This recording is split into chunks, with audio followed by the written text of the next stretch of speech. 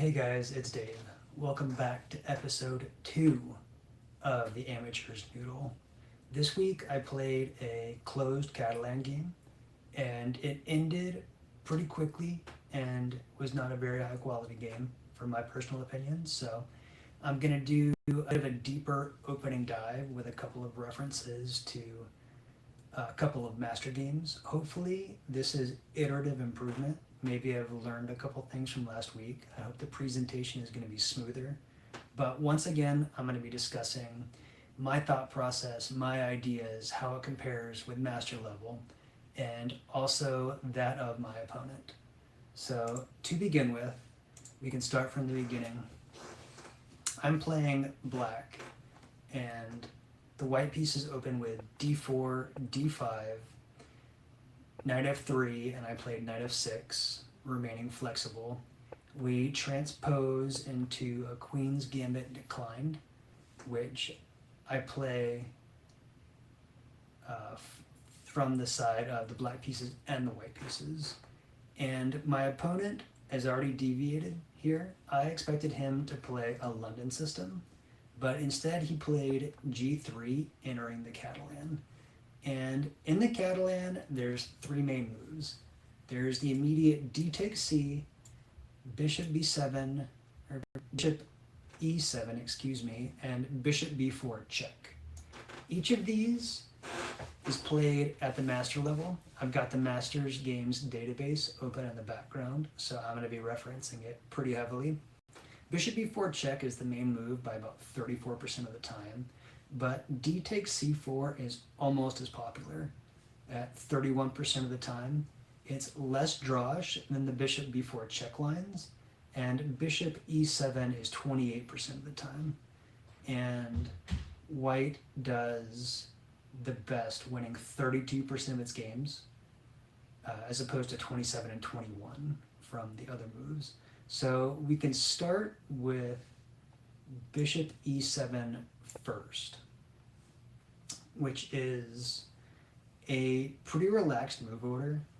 Black pieces are just attempting to get castled and remain flexible. There's always ideas of either d takes c or c6, entering the open Catalan or remaining closed.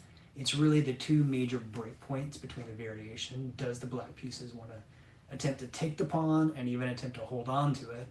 And then you've entered an open Catalan versus the c6 idea and trying to remain a closure. It's pretty reminiscent of like the triangle Slav type structures. So generally speaking, white continues with the very natural bishop g2. It's played literally 100% of the time at the master level. And black answers with castles 97% of the time because it's the entire point of the bishop e7 move order, is to castles quickly. And now that we've castled, we don't have to fear queen a4 check anymore, because there's a world where prior to castles, you can take this pawn and they will instantly regain it.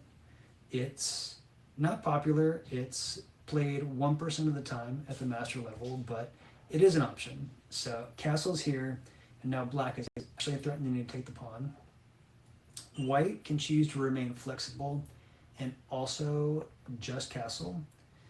And now we enter a breakpoint where there's effectively two main moves. D takes c4 is played 68% of the time, and c6 is played the remaining 16%.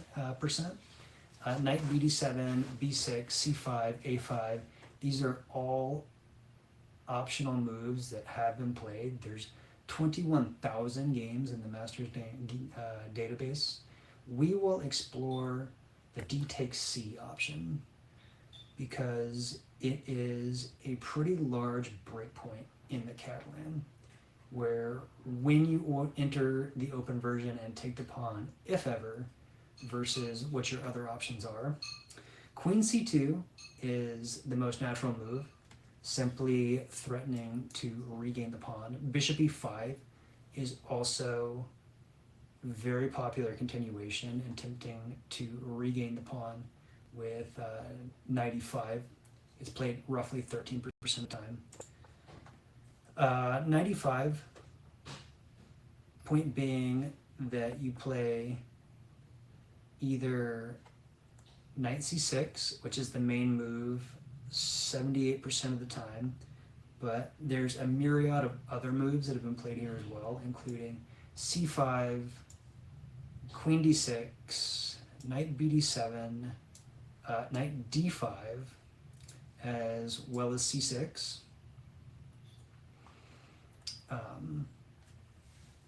Essentially, black is not attempting to hold on to the pawn, and generally speaking, black winds up giving the pawn back in most variations. Point being that white has to spend at least 2 moves for capture. It's with the queen or with the knight, like we've seen. This version essentially places the knight on a good square and opens the bishop on this long diagonal to target the b7 pawn and attempt to disrupt black's development a little bit. Black's development is a really common theme in these variations, or most variations of the Catalan, where there are some gymnastics to jump through. At some point, you can wind up keeping this extra pawn, but you will triple your pawns on the c file. But in effect, knight c6 is the main move. You are essentially obligating white to capture the knight, and it does ruin your pawn structure, but you do have to give up some pieces for it. So knight takes c6 and bishop takes c6 are equally popular, and they account for almost 100% of games in this variation. Point being that after, say, bishop takes c6, bishop takes c6, knight takes c6, queen e8, we have queen e7 check to take the bishop pair, queen recaptures, and black is left with doubled isolated pawns on the c file, and we play games from here. Queen a4 versus queen a2 are the 2 main continuations, and the highest level of game played from here is Vladimir Kramnik versus Carlsen, circa 2013, but there's still 750 games plus in the database from this variation. So, the other main move, played 76% of the time, is queen c2, effectively threatening to simply recapture the pawn on c4. So the main line goes a6, intending that after queen takes c4, b5 comes with tempo, and black is able to develop the bishop on the long diagonal, comfortably speaking, and gain space on the queen side. a4 to dissuade black from playing b5, and then bishop b7. We effectively give the pawn back, queen takes c4, but the queen is slightly misplaced on the c4 square, and black is doing totally fine here. After bishop c6, we are effectively contesting the long diagonal, and the games go on from here. Bishop f4, bishop g5 are the 2 main moves. Bishop g5 is slightly more popular. There's still 4.4 thousand, or over 4,000 games in the database from here. As a quick run through, bishop g5 check. The moves here, the most interesting, I think, is bishop d5, attacking the queen, putting him back on c2, and then attacking him again with bishop e4, forcing the king all the way back to c1, d1, and then h6, to attempt to pose the question to the bishop, where the bishop takes on f6 93% of the time. F takes f6, or bishop takes f6, rook d1, and a5 is actually the most played move here. Clamping down on the b4 square, attempting to dissuade the queenside advance with b4, but black has effectively blocked white from ever playing e4 by planting a bishop here. At some point, maybe the bishop can drop back to h7, and black is pretty comfortable. That brings me to my next point, in that whenever black takes d takes c, and white recaptures, white's main source of counterplay is to play e4. That is effectively what they're attempting to do here, particularly with the bishop g5 move. They are targeting the knight e4 square, attempting to weaken it. That's why they're happy to trade, and in effect they're targeting the e4 square. So bishop f4 is the other main alternative here. It's played 37% of the time. And black simply seeks to trade with the move bishop d6, posing the question of the bishop again. White's main move is queen c1, which is a great move, defending the bishop, threatening to recapture with the queen, and again exert pressure on the e4 square. Black has two main moves from this move order, a5 and bishop, or knight b d7, excuse me.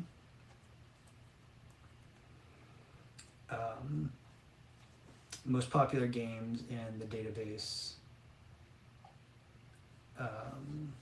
being Deer and Ling, Levon Aronian, and Deer and Ling with Rajabov. So also Giri Kramnik. Games have been played from here. There's over 750 games from this tabby as well. So I hope that that is a reasonably decent overview of the bishop e7 move order. It's going to be totally impossible to cover all the major ideas for both sides in this video, just given that the Catalan is a real adult opening. World top players are playing this game en masse. Magnus Carlsen is famous for these games. There's been so many games, there's so many move order nuances to explore that it really becomes impossible, especially in trying to make a 30-40 minute video at the club level.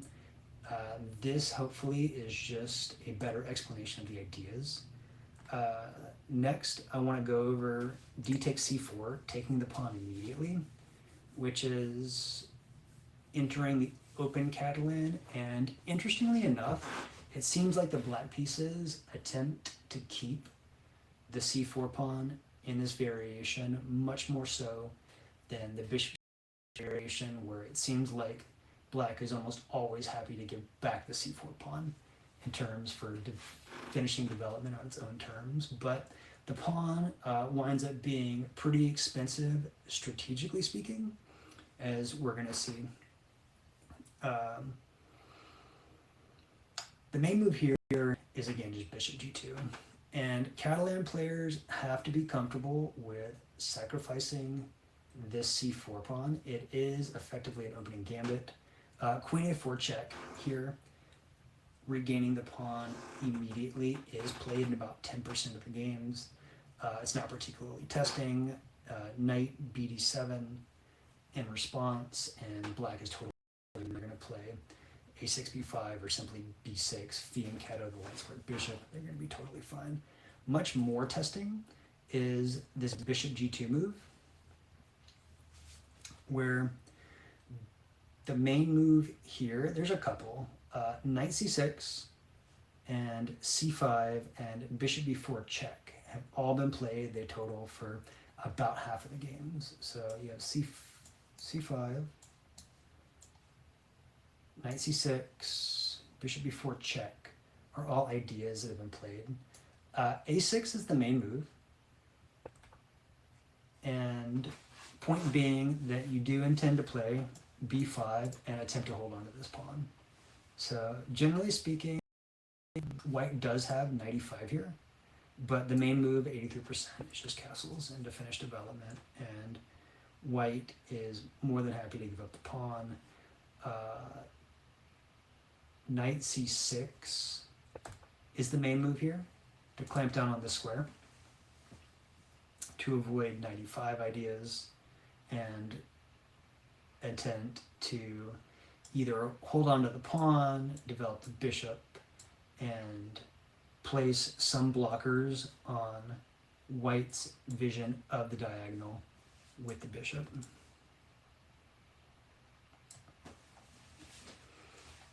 White again has a couple of moves here. There's e3 is the main move with 62%. Knight bd2 is also an idea, although it's only played approximately 4% of games, whereas b5, and you simply keep the pawn, as well as threaten to take the d4 pawn as well. But this has been played highest by Nakamura versus Caruana last year, 2025. So it's a real line. E3 is much more popular, and then simply again just bishop d7, protecting the knight on the long diagonal from the scope of the bishop, intending to play b5. So queen e2 is played 83% of the times, b5, b3 is played 73% of the time, intending to disrupt the head of the pawn chain, versus rook 81, and bishop f4 is no longer an idea, because we've played e3, so white's bishop is effectively closing inside the pawn chain at this point. So highest level game here is Morozevich versus Aronian. Wesley So versus Duda has been played here. Ivanchuk versus Van Welly. This line is perhaps a bit old. It hasn't been seriously played since 2018, and that was the Wesley So Duda game. But these are the ideas in this version of the Open Catalan. White effectively does not get the e4 break. Black hangs onto the pawn, and white will attempt to break through in the center with moves like b3 to disrupt the pawn chain, rook fd1, and activate their pieces further. So that is a brief discussion of the immediate d takes c4 on move 4. The move I went for in the game, which is the most popular move, is this bishop b4 check move, which is really pretty interesting. It forces white to answer some pretty interesting questions. The main move here by far is bishop d2. That's what my opponent played in the game. I want to briefly look at knight c3, and there's castles and d takes c4, but black is really happy to have provoked knight c3 prior to taking this pawn, because it makes it much more frustrating to attempt to regain at a later time. Obviously, there's no longer any queen c2 ideas because the knight's in the way. The knight can't come to d2 in an attempt to recapture. This knight is a little misplaced, potentially, to say the least. and it gives a lot of leeway for this d takes c4 move, and it is a pretty interesting alternative to have provoked the knight to c3 prior to taking the pawn. So the immediate takes, bishop g2, simply continuing development. Happy to have sacrificed the pawn is the 98% of the time. 1% of the time, queen a4 check is played here, and it's met by the obvious knight c6, and the game goes on from there. Castles, castles, knight c6 anyway. A3 versus queen a4 here is the big idea. A3 is perhaps the most interesting. This has most recently been played by Prague versus Gukesh in 2024, and Gukesh did win that game with the black pieces. Bishop 7 is an option, and it is the most favorable option by about 74%, but bishop takes c3 is interesting as well. B takes c3 and bishop b8.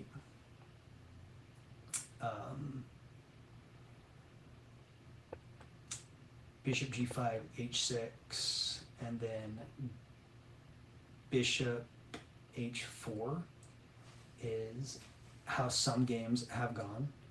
And point being that g5 here is actually really scary. It does win a piece, but after the knight sacrifice, white is getting two pieces, or two pawns for the piece, and black's king is going to be completely naked. And white effectively attempts to steamroll him. So this was last played by, let's see, by Yu Wang, Nikita Vidyagov in 2010, which was played to a draw. It was 2,700.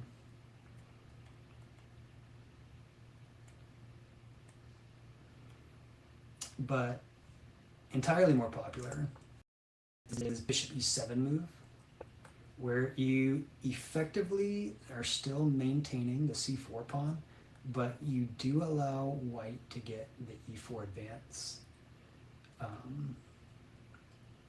The Prague Gukesh game went on like this: knight a5, continuing to hold on to the pawn, is the main move, and white can continue with bishop e3, queen e2, bishop f4, and it seems dynamically balanced. White gets the center, black keeps the pawn for now, and the game's can continue on.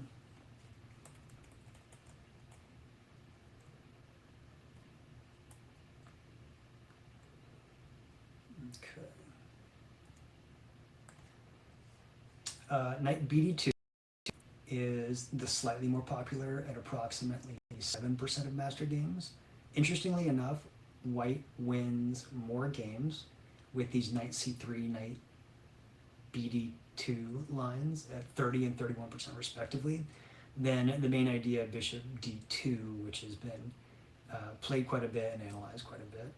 So knight bd2 is an interesting idea. It makes taking the pawn now less attractive, because after white castles, white should be able to reasonably regain the pawn, because the knight is poised well to attack it.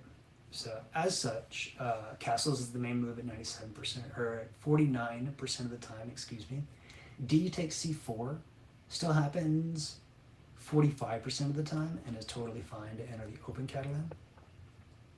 So castles, g2, the immediate b6 is the most popular here at 60% of the time versus d takes c4, which is still approximately 30% of the master database on Lichess, but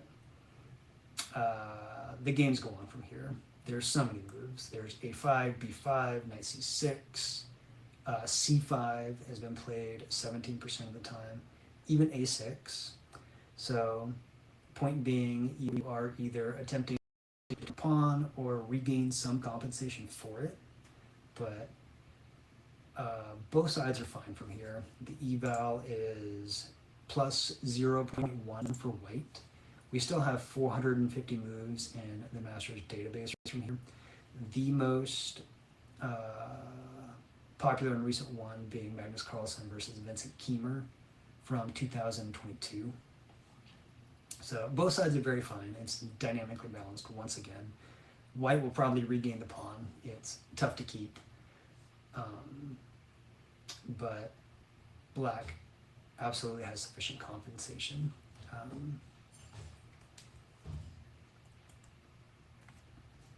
B6 is the main idea here. 59% of the time, 58% drawn. We still have 1.2 thousand games from here, highest being Dierenling versus Magnus Carlsen, and that was 2017. Black will Fianchetto the dark squared bishop, maybe play bishop bd7, or knight bd7, excuse me, play for the c5 push, and both sides are very fine. Castles, knight bd7, and then we have knight e5, b3, and cd5, all as potential ideas. And again, we're still following the Magnus Carlsen Dierenling game.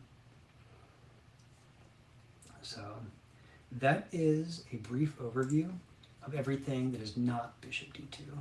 So we've taken a look at knight c3, knight bd2, sidelines effectively accounting for roughly 10% of the master games. Bishop d2 is played in 97% of the games, to which the bishops rarely trade themselves. Bishop takes d2 check has only been played 157 times in master games, and white wins 43% of the games here. Far more common, and the entire point of the maneuver is bishop e7 back, much in the same way that you see in some lines of like the Bogo Indian defense. Point being that this bishop on d2 is pretty sadly misplaced. You are effectively robbing d square for the b1 knight who would like to be there in order to attempt to recapture the pawn at a later date, as well as support the e5 push. You would assuredly want this bishop on either f4 or g5 outside the pawn chain if you're forced to play e3. And there are even some lines where with the bishop back on c1, white has ideas of b3 and fianchettoing the dark squared bishop as well. So the whole thing is this bishop on d2 is misplaced, and it is going to have to move again to be useful, and it essentially validates the entire bishop before check line of the system. So the main move for white here is bishop g2, and this is again following the game that I just played several days ago. At which case I played knight bd7, which has been played on the master level to the tune of 400 some odd games. I was a little worried that white might have squirrely ideas of if instead I had castled h4, h5, he's not castled yet, so maybe he starts some sort of kingside avalanche. I figured it was much more knight bd7 first, but the main move here, 78% of the time in Masters games, is castles, and I probably should have just castled, and white will also not have anything better to do than to castles themselves. But I chose to wait a move. I played knight bd7, remaining flexible. I mean, I guess there's really no chance of ever castling queenside in this opening, so maybe I should have just done it. But I wanted to watch them castle before I chose to castle. And now we're well back into theory with 2.4 thousand games in the Masters database on Lichess. White spent quite a bit of time here, and I didn't really know what they were thinking about. Queen c2 is the main move here by far, 82%. Also, there's moves like bishop c3, bishop f4, queen b3, a4, b4. There's myriad here to make up the remaining maybe 20% of games that white doesn't play queen c2, but queen c2 is obviously the main move. My opponent didn't play it, the point being that we are effectively doubling down on the c4 square. We are protecting the c4 pawn, and we are remaining flexible. The queen on c2, it's just where the queen belongs in an overwhelming majority of Queen's Gambit openings, the Catalan absolutely included. C6 is the main move here, simply reinforcing the center of the d5 square, where black will play bishop f4 is the main move, b6 is the main idea, rook d1, and then you fee and carry the bishop.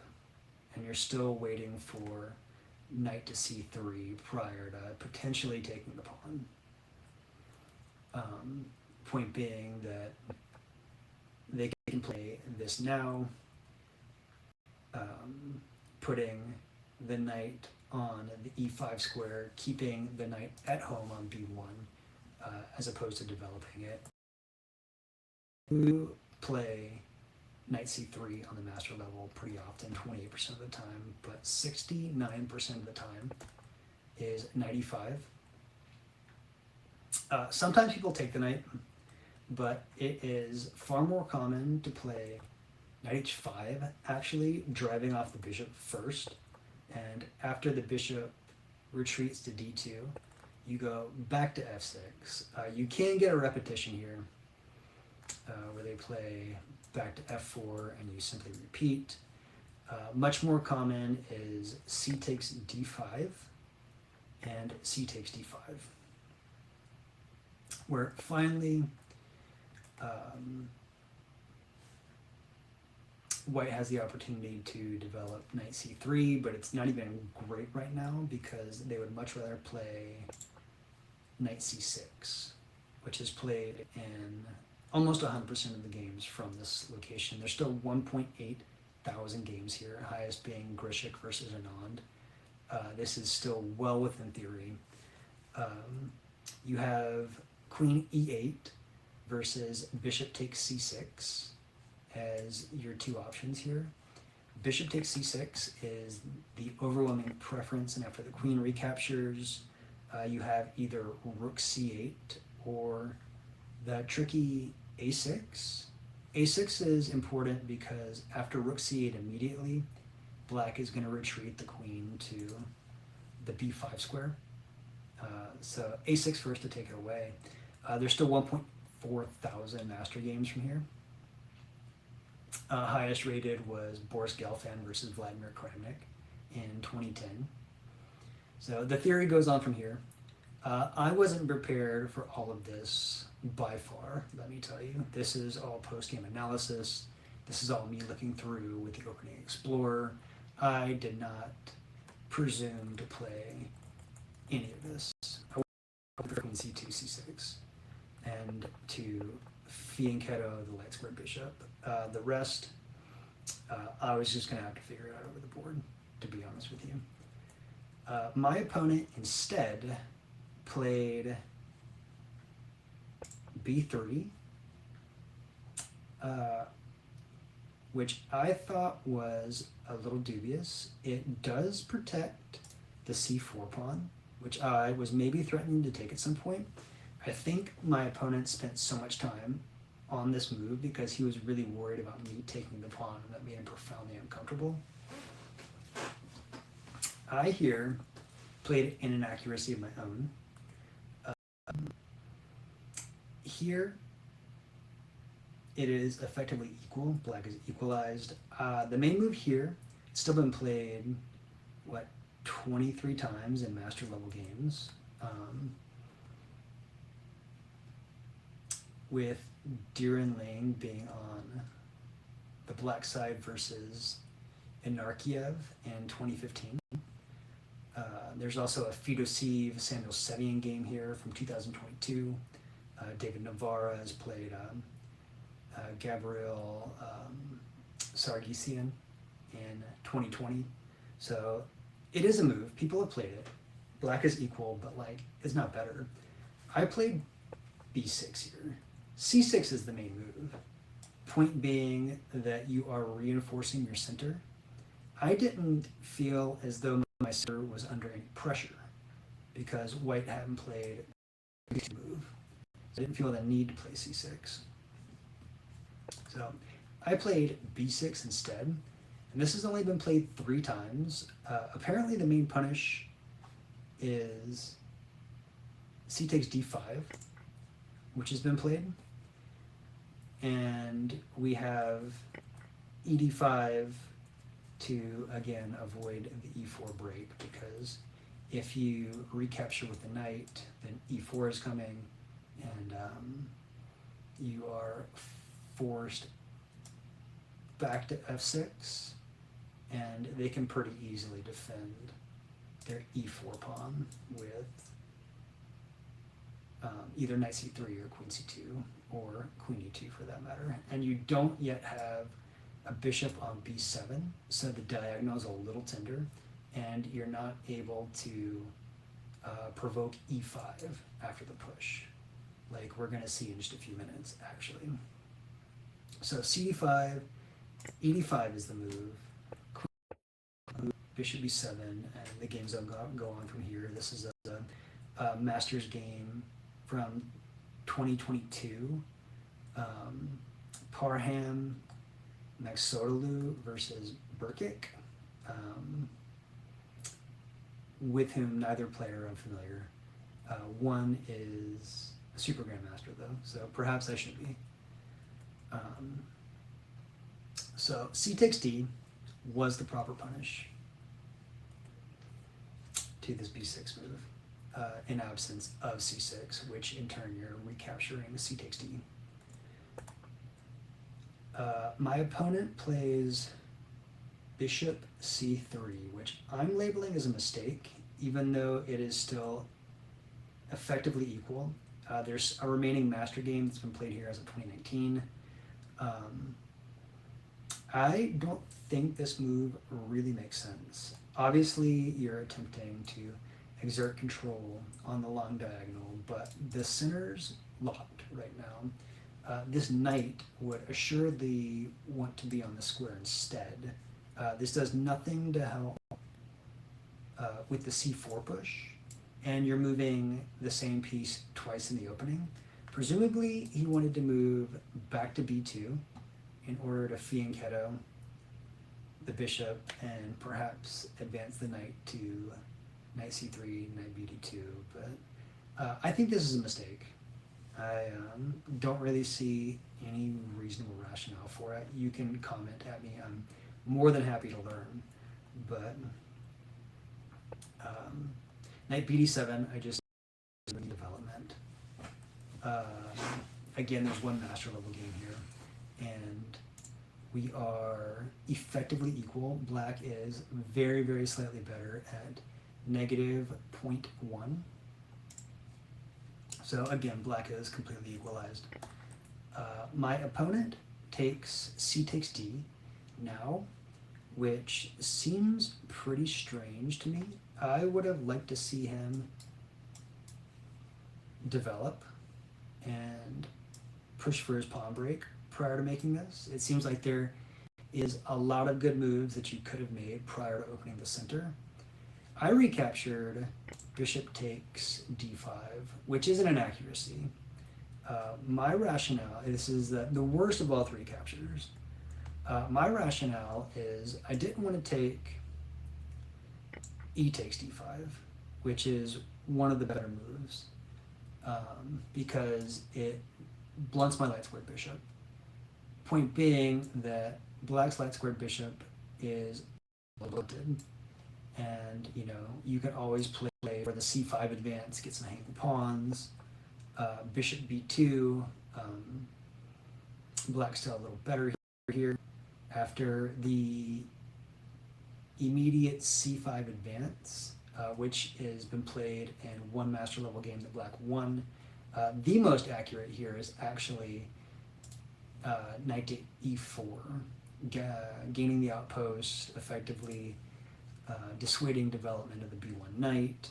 There's a couple of other moves that you can make before playing the immediate c5, but point being is this e-pawn clamps down on the important e4 square. But I was a little nervous about locking in my own light squared bishop. I know in the Queen's Indian, which I play from the white side, when you can force black to recapture with a pawn, it's generally pretty good. So, interestingly enough,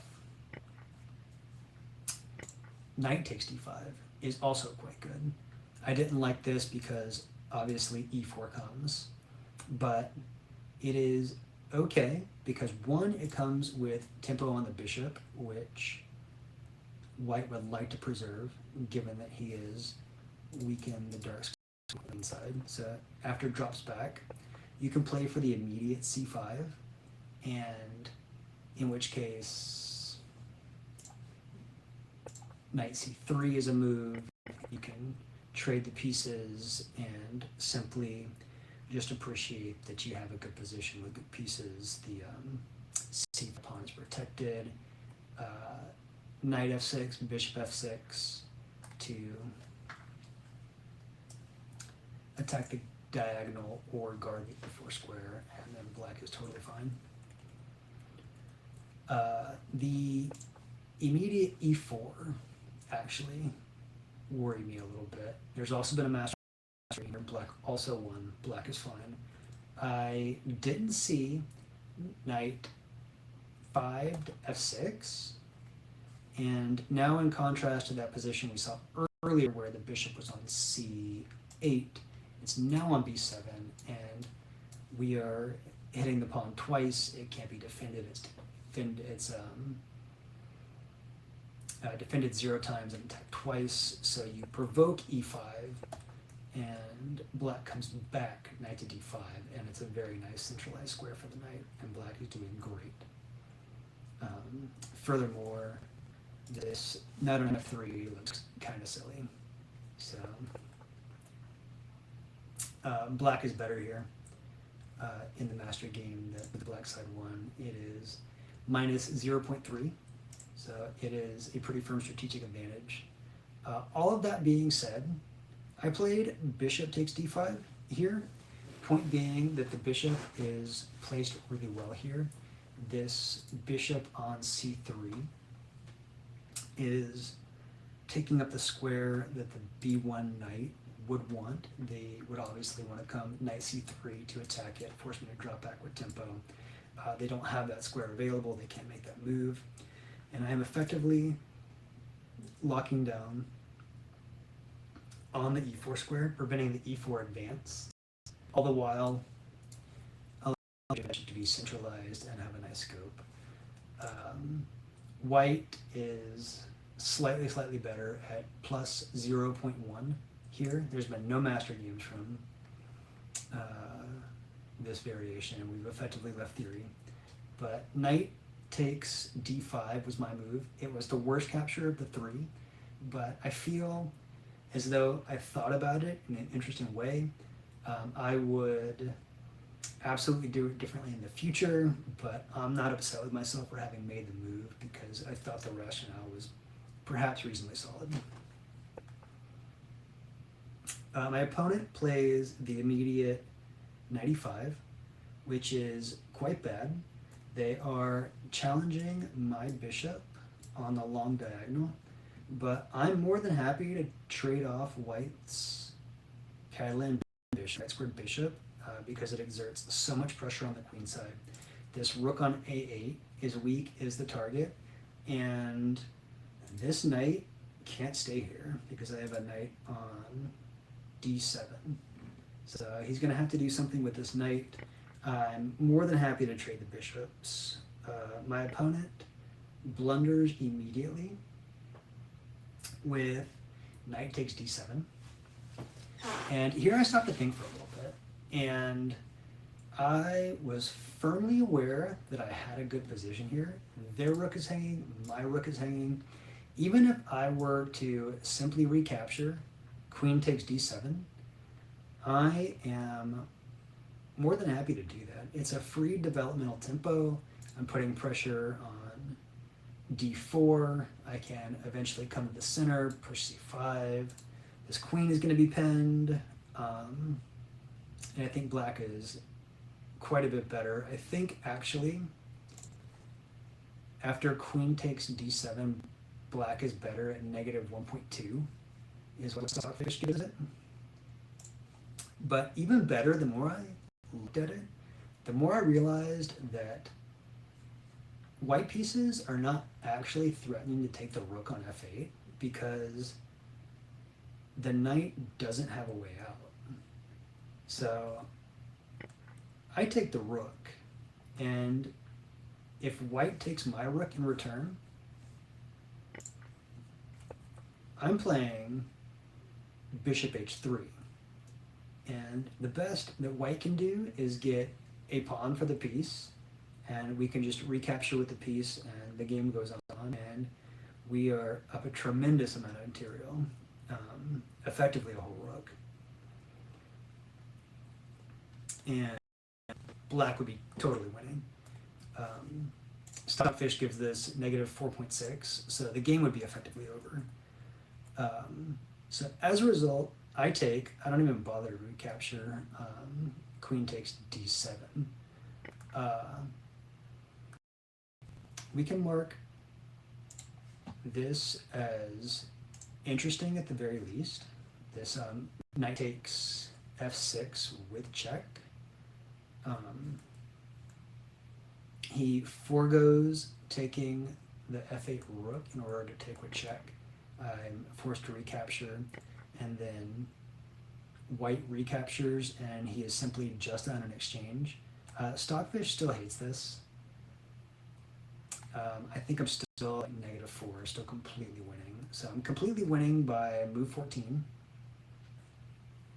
To make insult to injury even worse, white recaptures with the incorrect piece. He absolutely should have recaptured queen takes f1, because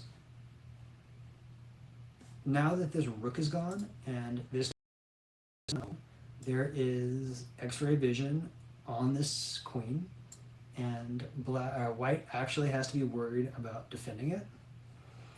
Further, when you recapture with the king, you really weaken this h1 square, and even the immediate queen d5 is threatening checkmate in 1. Queen d5 is a very fine move. It's equally as good as what I played in the game.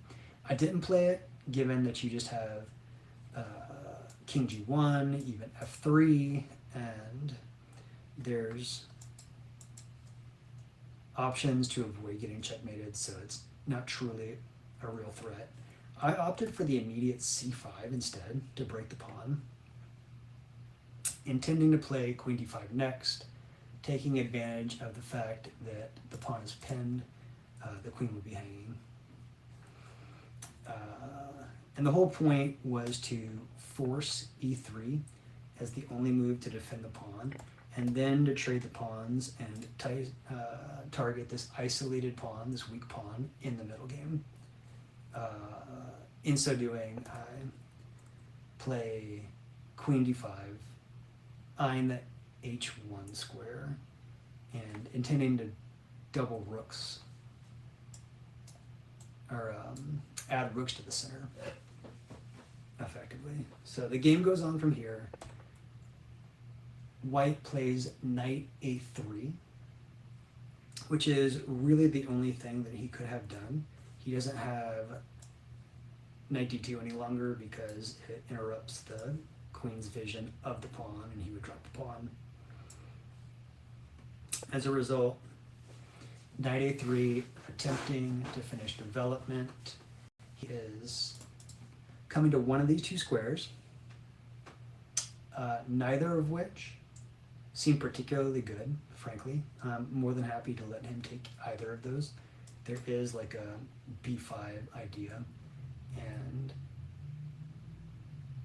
the knight starts looking really silly. It would have to reroute. I figured he probably wants to do that anyway, so I didn't even bother. Came along with my plan, developing with tempo, putting pressure on this d4 pawn again. White has to play knight c2 to keep the pawn defended. Rook a c8, bringing my last piece into the attack on the pawn with tempo. He's forced to drop the pawn back. And then here I actually stopped and took a little while. This is quite nearly the end of the game. It is going to be a 20-move game. These were all the ideas I was considering.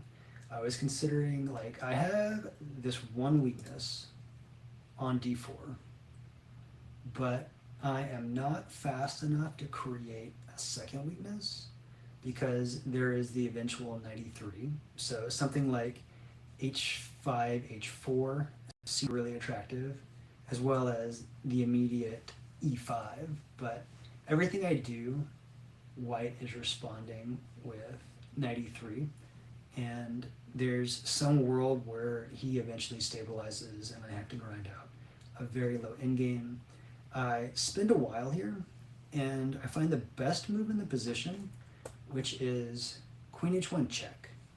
Simply using the diagonal, he gave it to me, where he plays king e2 only move, and apparently the best move here is queen takes h2, and you just take the free pawn and appreciate that you have your advantage. I didn't like this when I first saw it from afar because you are effectively displacing your queen for the material advantage, and I already have the material advantage. So I could have taken the pawn, and the game goes on from here. The computer also equally likes queen b7, which I'm having difficulty understanding. Maybe there's some queen a6 ideas. So when I played queen h1 check, I intended to reroute to queen e4. It's a double attack on the knight. And here white resigned. I think he was just sick of the torture. He had queen d2 as a move to protect the knight, in which case I intended to play e5 was my calculation, and he doesn't have a way to defend the pawn, the d4 pawn. White has a couple of moves here based on the computer eval. There's a4, queen or rook to c1, and knight e3, all of which are met with bishop g5, check or no, and more material is falling, effectively something like rook c1, bishop g8, h4 takes. And we're ripping apart the king side. This pawn is still weak and it's going to fall, and black is still completely winning. I think the eval is negative 7.2, so game over. This was a really nice game for me. If I don't say so myself, sorry. I played really well. The accuracy score was really high. My opponent burned a tremendous amount of time in the first 10 moves. I think he was new to the Catalan, new to the subtleties. I think my bishop b4 check move threw him off despite being the main move. And he was really, really worried about losing the c4 pawn. So much so that he eventually traded it off, and then instantly blundered afterwards without finishing his development. So a reasonably poor game. I hope some of this has been remotely useful in exploring the ideas for each side. If I can go back to where we left Tabia, effectively here, I would tell you that from here, there's a couple of branching deviations for each side. Effectively, black needs to choose whether or not he's taking this pawn versus c6 and fianchettoing. And white needs to decide if he's going to provoke it by playing knight c3 or not. So that's really the main break point, and then he needs to figure out what he's doing with his bishop. Queen always comes to c2. So effectively, it's always a cat and mouse game regarding this tension. You can, again, if you're white, provoke black to take by knight c5, and you can simply choose to or not if you're the black pieces, and the game goes on from there. There's a tremendous amount of theory. It's a beautiful opening. Maybe one day I'll play it myself if I'm brave enough to learn the theory for it. I hope this has been helpful for you.